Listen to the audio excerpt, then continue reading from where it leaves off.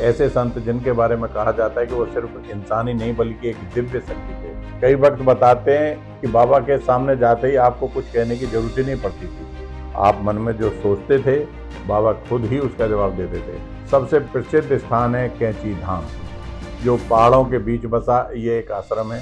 आज भी लाखों लोगों की आस्था का केंद्र बना हुआ है।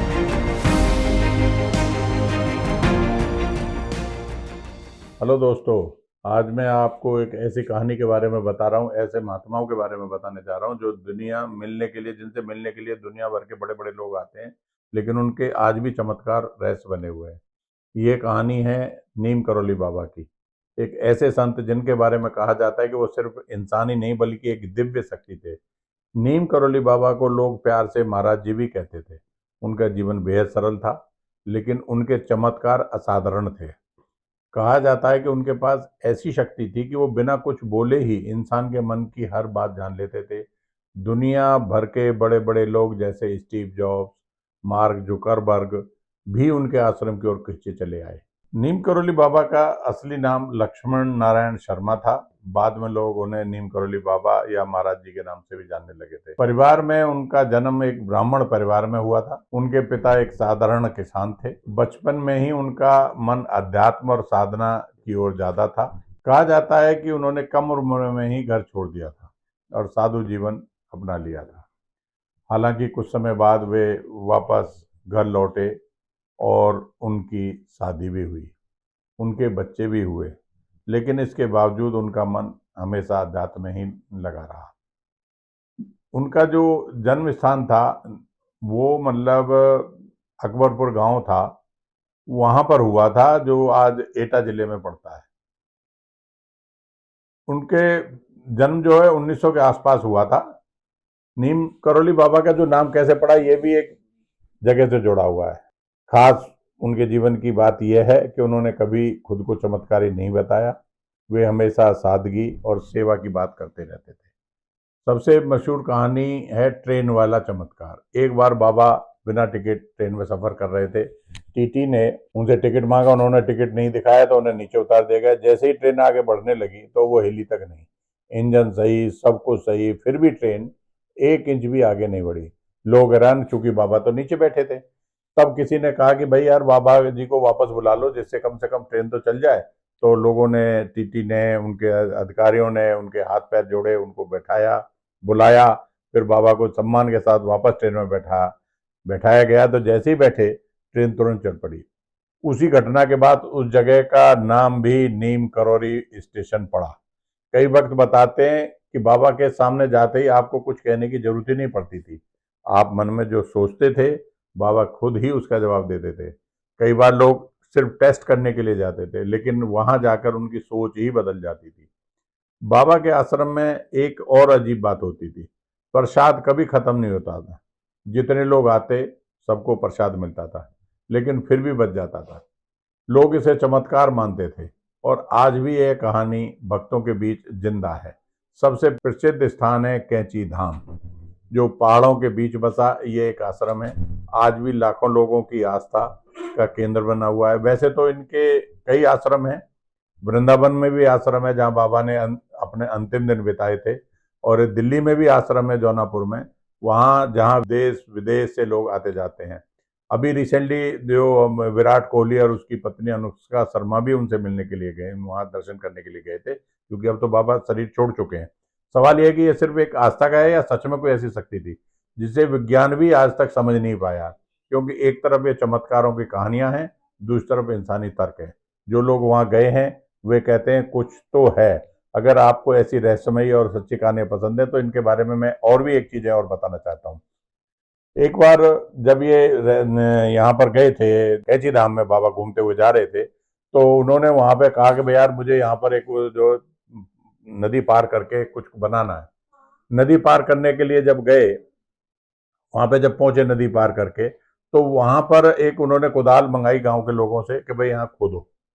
वो उन्होंने खोदा तो वहां पर जो एक धूनी निकली कि भाई मुझे यहीं पे मंदिर बनाना है, यहीं पे मंदिर बनाऊंगा जहां धूनी थी। उस धूनी में से जो निकला वो मंदिर आज भी कैंची धाम के नाम से वहां पर प्रसिद्ध है, नीम करोली बाबा के नाम से। उस मंदिर के बारे में कहा किदवंती है या कहानी है या जो भी है उसको आप माने, वो ये है कि उन्होंने गांव के लोगों ने कहा कि साहब ये तो चूंकि फॉरेस्ट की, यहाँ तो मंदिर के लिए मिल नहीं सकती। उसने कहा कोई बात नहीं, नहीं मिलेगी, मैं देखूंगा। उन्होंने वहां पर मंदिर बनाने के लिए, उस समय भारत यूपी के उत्तर प्रदेश में हुआ करता था उत्तराखंड, तो उस समय चरण सिंह जी कृषि फॉरेस्ट मिनिस्टर थे। वहां उनसे वो चरण सिंह जी के मिलने के लिए आए। पहले तो उन्होंने जो लोकल लोग थे, जो वहाँ के फॉरेस्टर थे या जो अधिकारी थे, उनसे बुलाया। उन्होंने कहा साहब हमारे हाथ में नहीं है, चरण सिंह जी ही कर सकते हैं, मंत्री हैं। मंत्री जी ने जैसे ही पता चला, मंत्री जी गए, बोले भाई इनको जहां जहां जितनी जगह चाहिए उतनी जगह इनको नाप के दे दीजिए बिना किसी उसके। उन्होंने वो जमीन उनको दे दी गई।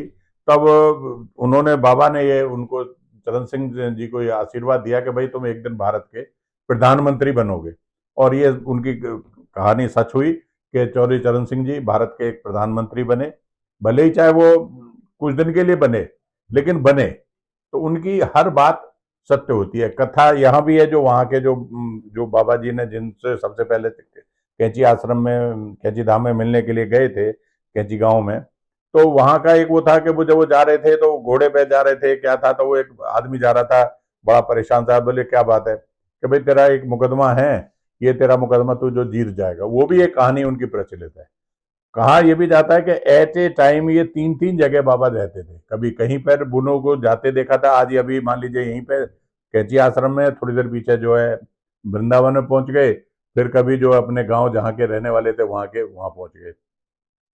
सामाजिक जीवन में अपने गांव के प्रधान भी रहे हैं वैसे वो, उन्होंने बहुत कुछ अपना किया है। तो वो प्रधान रहते हुए भी वो अलग अलग जगह पर मौजूद रहते थे। उनकी कहानियां बहुत ज्यादा प्रचलित हैं और ऐसी हैं कि उन पे अगर बहुत बड़ा ग्रंथ लिखा जा सकता है।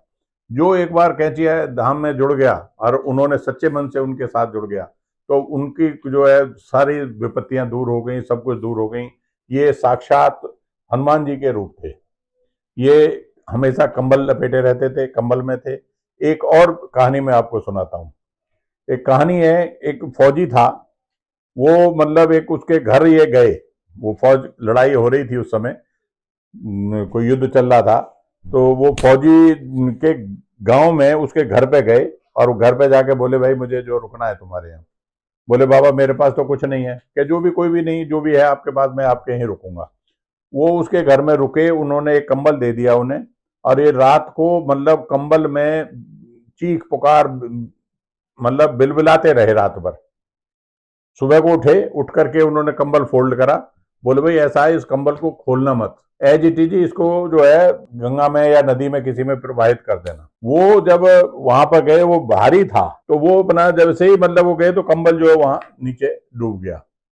उसके बारे में कहानी ये बताई जाती है कि उस रात को उस फौजी के ऊपर दुश्मनों ने आक्रमण किया था। उनकी जितनी गोलियां लगी थी वो सारी की सारी बाबा ने अपने ऊपर ले ली थी और वो फौजी जो है सकुशल अपने घर आ गया। तो ये ऐसी कहानियां, विचित्र कहानियां हैं और उनके ऊपर विश्वास करना चाहिए। और कोई भी ऐसी कहानी नहीं है कि जो जिस पर विश्वास ना किया जा सके। मैं बताने के लिए बहुत कुछ समय लगेगा, लेकिन मैं इतना ही कहना चाहूंगा कि नीम करोली बाबा जी एक सच में हनुमान जी के अवतार थे। अगर ये मेरी वीडियो अच्छी लगी हो तो लाइक करो, शेयर करो, सब्सक्राइब करो। इससे ज़्यादा मैं इनके बारे में और अभी नहीं बताने की स्थिति में हूँ। फिर मैं पुनः एक और सीरीज लेके चलूंगा, तब मैं आपको इनके बारे में बताऊंगा। इनके आश्रम में जरूर जाना चाहिए, दर्शन करने चाहिए। दर्शन मात्र से ही आपके जो कार्य सफल हो जाएंगे। नमस्कार, धन्यवाद।